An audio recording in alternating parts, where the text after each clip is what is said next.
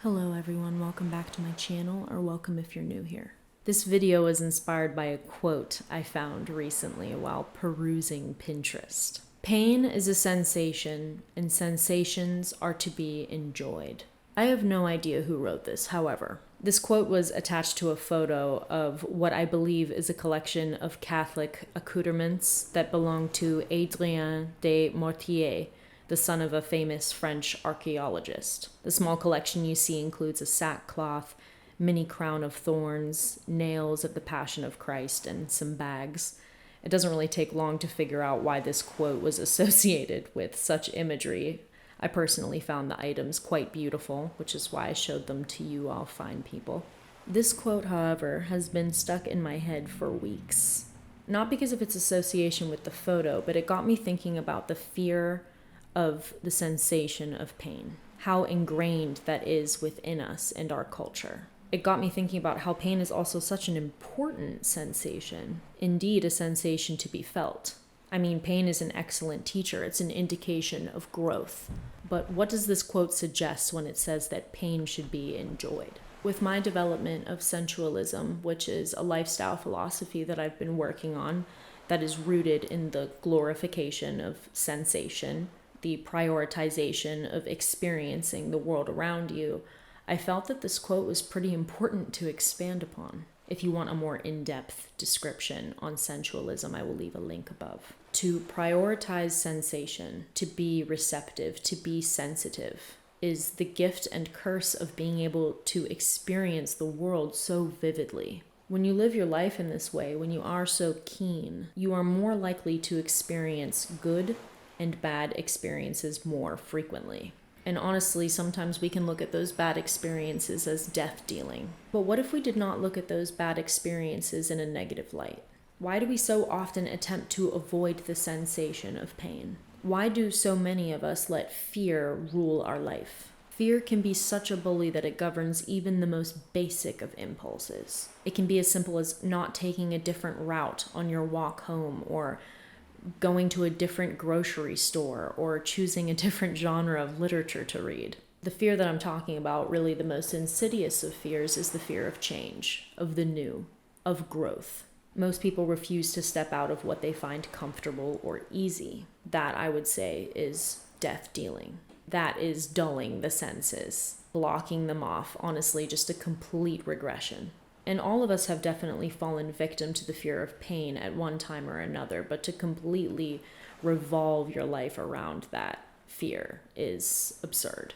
But what if we surrendered ourselves to fear and say, just come what may?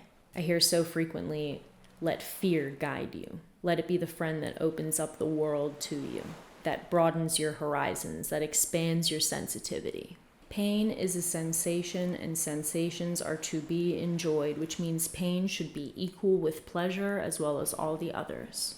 Because fear is an opportunity for pleasure. And if that's not what becomes of it, then it was an experience, a new one, a new pathway in the brain, a great story, something to think about, something to use, raw material to create from. At times, being so hypersensitive can feel like your skin is being torn off, like your bare flesh is being exposed to the sun. But I can tell you that I do not look back on any of my bad experiences, any feelings of discomfort, with disdain. I don't see those moments as lesser than my good experiences. In fact, the only time that I ever look upon my life with regret is whenever I did nothing worth noting, when I was stagnant. At least with pain, with suffering, with awful experiences, there is fertile earth there, ready to be sown. Pain is complex, convoluted, interesting, worthy of further examination, if anything. And here I recall the human fascination with romanticization of bad experiences,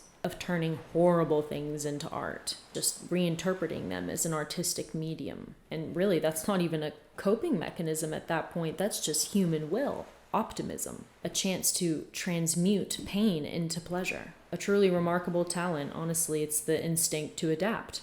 The lifestyle philosophy of sensualism owes its origin to the aesthetic pioneers of the 1800s, and more specifically of the 1890s. Individuals who, at the fin de siècle, believed in experience for the sake of experience, or even simpler, they believed in living, what you could do with life, with each day, how you could use your mental faculties, your creativity to transform the most mundane tasks into a work of art. So with that, I wonder each day how I can take pain and discomfort and make it valuable, turn it into a work of art. I now seek out or welcome bad experiences, uncomfortable experiences, the new, the strange, the awkward, and I would add them to my lapel like badges of honor, because I was there, I did it, I experienced it, I endured it.